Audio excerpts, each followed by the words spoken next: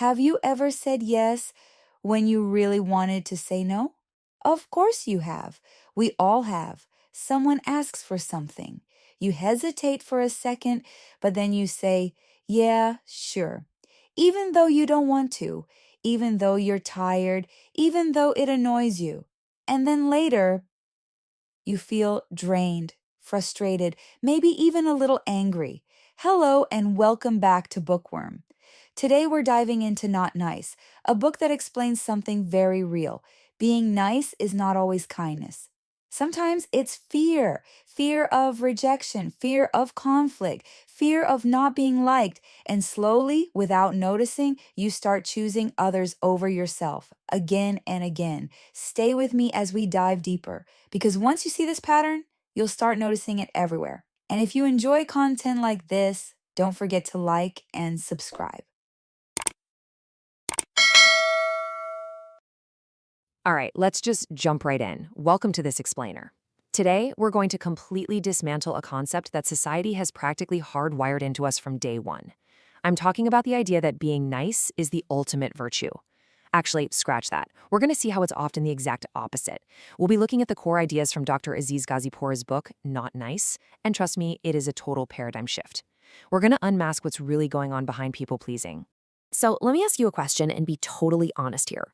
Have you ever agreed to do a favor or taken on a project when literally every single fiber of your being was screaming no, but you said yes anyway just to avoid a slightly awkward 5-minute conversation? Or, maybe you've just sat there biting your tongue in a meeting, totally hiding what you actually think because you didn't want to ruffle any feathers? Look, if you're nodding right now, you are definitely not alone. But the big question we're tackling today is this. Is this chronic need to be nice actually ruining your life? Let's quickly map out where we're headed. We've got 6 parts to this explainer. First, the illusion of nice. Then, we'll look at how this is driven by fear and explore the high cost of this behavior. After that, we'll cover establishing boundaries, the power of authenticity, and finally, the path to freedom. Okay, moving right into part 1, the illusion of nice and this whole idea of virtue versus avoidance. So, Dr. Aziz Ghazipour isn't just throwing theories around. This is based on his 14 years of clinical experience as a psychologist. And what he noticed is honestly pretty startling.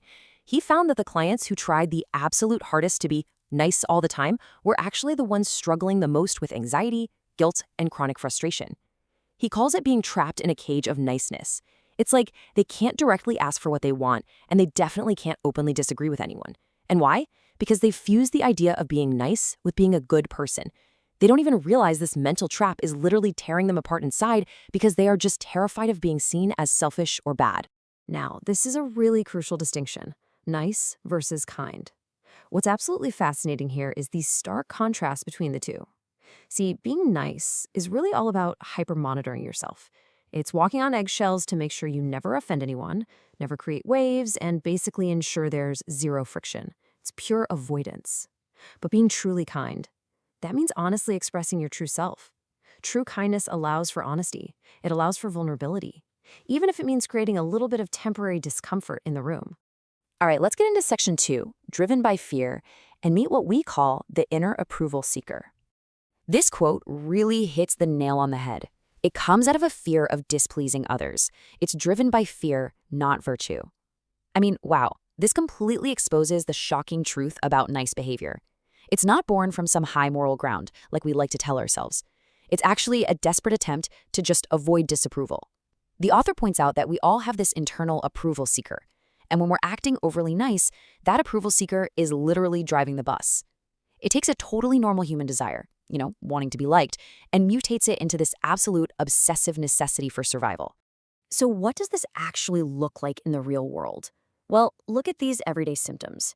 Have you ever found yourself doing that weird, nervous laugh at a joke that wasn't even funny just to fill the silence? Or maybe you agonize for hours over sending an email because you're terrified of negative judgment. Avoiding saying no, being overly agreeable, hiding your true opinions, these are all massive red flags. You're letting your approval seeker run the show. These aren't acts of generosity, folks. They are subtle, everyday symptoms of a deep-seated fear of rejection. And that brings us to section 3, the high cost. We need to talk about the secret toll of over-accommodating. So the text talks about these specters of niceness. Basically, chronic people-pleasing summons these dark clouds into your life, specifically deep anxiety, a profound sense of powerlessness, and, ironically enough, extreme isolation. When your approval seeker is in charge, your relationships start to feel like you're constantly walking a tightrope. You start believing that just one false move, one unpleasing comment, and boom, you'll plummet to your social death. It creates this baseline of chronic unease, and because you aren't ever showing people who you really are, you end up feeling profoundly alone, literally even when you're standing right in the middle of a crowded room. Which leads us to the cage itself. The cage of niceness guarantees constant internal tension and a painful loss of self-respect. Think about it. By constantly sacrificing your own needs just to manage everyone else's feelings, you are basically building up a massive reservoir of repressed resentment. And over time, this completely erodes your confidence. The source gives this incredible, albeit sad, example of a highly skilled surgeon who actually failed his board certification oral exams twice. Not because he didn't know the medicine, he was brilliant, but because he completely lacked confidence in his delivery. This chronic people-pleasing, whether it's taking extra shifts you hate or avoiding tough conversations at home, it literally drains your social power. It zaps your personal agency. All right, enough about the problem. Let's look at the cure in Section 4, Establishing Boundaries, the Solution to People-Pleasing. The author suggests we need what he brilliantly calls a boldness training boot camp. Because here's the thing. You can't just sit on your couch, intellectually decide to stop being a people pleaser, and expect your life to change. It doesn't work that way. You have literally years, maybe decades, of deeply ingrained unconscious habits telling you to submit and be agreeable. You have to actively, intentionally train yourself to break those neural pathways. So here is the 3-step framework for this boot camp. First, you have to deliberately decide to be not nice. You have to choose to face the conflict. Second, you actually have to do the uncomfortable thing, like looking someone in the eye and saying no. And third, and listen, this is absolutely the most crucial part, you have to work through the internal backlash. When you set a boundary, your brain is going to completely flood you with guilt and anxiety. It's going to scream at you. You have to expect that wave, let it wash over you, and just endure it. It is temporary. I absolutely love this part of the text. It highlights how our anxious brains dramatically predict death and ruin if we simply decline a lunch invitation or state a mild preference. If you really trace your fear of saying no down to its absolute root, your brain is trying to convince you that it will lead to you getting fired, dumped, totally isolated, and utterly destroyed. It's totally ridiculous. So, to snap out of it, the author playfully shouts death and ruin in his own mind whenever he feels that irrational panic creeping in. It's a fantastic, humorous way to short-circuit that fear. Moving right along to Section 5, the power of authenticity and choosing boldness over comfort. So, if we aren't being nice, what are we doing?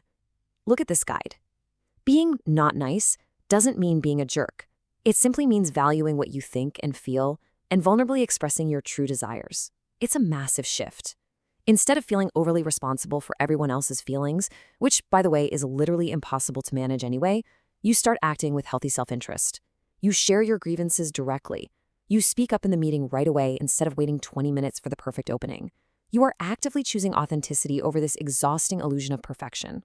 This Joseph Campbell quote, sourced from the text, is absolutely perfect for this. The cave you fear to enter holds the treasure you seek. The cave is the intense discomfort of speaking your truth and drawing a hard line. It's terrifying, but stepping into that exact terrifying discomfort is what actually unlocks the deepest, most genuine human connections you can possibly have. Think about it. When you finally stop aggressively managing everyone's perceptions of you, you free up all that energy to be truly present, truly loving, and totally authentic. Let's make this actionable for today. Here are some things you can actually start doing right now. Ask directly for what you want, no hinting allowed. When you disagree with a colleague, state your point without sandwiching it between 3 apologies. Share your authentic grievances when someone crosses a line, and prioritize your healthy self-interest. If you are too busy, look your boss or your friend in the eye and say no without launching into a breathless 10-minute justification. Look, it's going to feel super messy at first, but stripping away that polite wall of fear is the only way to build real trust. People want to connect with the real, flawed you, not some perfectly smoothed-over robot. Finally, Section 6, the path to freedom and finding confidence through change. The magic number here is 100. Because when you aim to be 100% yourself, a really beautiful thing happens. You actually give to people around you the implicit permission to drop their masks too. It paves the way for vastly clearer communication and genuine love. It's the ultimate paradox, really. By letting go of trying so desperately hard to be the good, nice person, you actually end up being a far better person to be around. You start operating from a place of solid strength and clarity rather than this murky swamp of hidden resentment and fear. The core takeaway of this entire explainer is right here. Discomfort is the only pathway to liberation. You cannot intellectually solve a people-pleasing problem. You literally cannot think your way out of it. You have to take messy, highly uncomfortable actions to reclaim your confidence. You have to willingly walk into the fire of guilt and anxiety every time you set a boundary, until that boundary becomes your completely boring new normal. And I promise you, over time, that crushing, suffocating fear of disapproval really does fade away, and it's replaced by a profound sense of personal freedom. So, as we wrap up this explainer today, I want to leave you with this final provocative question to chew on. Will you choose the suffocating comfort of being nice or the thrilling discomfort of being truly authentic? Because make no mistake, every single interaction you have is a choice. You can stay in that cage, keeping everyone around you temporarily comfortable while your own resentment silently eats away at you, or you can step out, speak your truth, and embrace the messy, beautiful, completely real experience of being 100% you. The choice is entirely yours. If there's one idea to take from this book, it's this: saying yes to others while saying no to yourself comes at a cost. Not nice shows that people pleasing isn't kindness, it's avoidance, avoiding conflict, avoiding discomfort, avoiding rejection. But the more you avoid, the more you lose yourself. And that's where the real problem begins, because confidence doesn't come from being liked, it comes from being honest, saying what you actually think, setting boundaries, being real. Not perfect, not always nice, but real. And ironically, that's what people respect more. If this made you reflect on your own behavior, like the video, subscribe to Bookworm.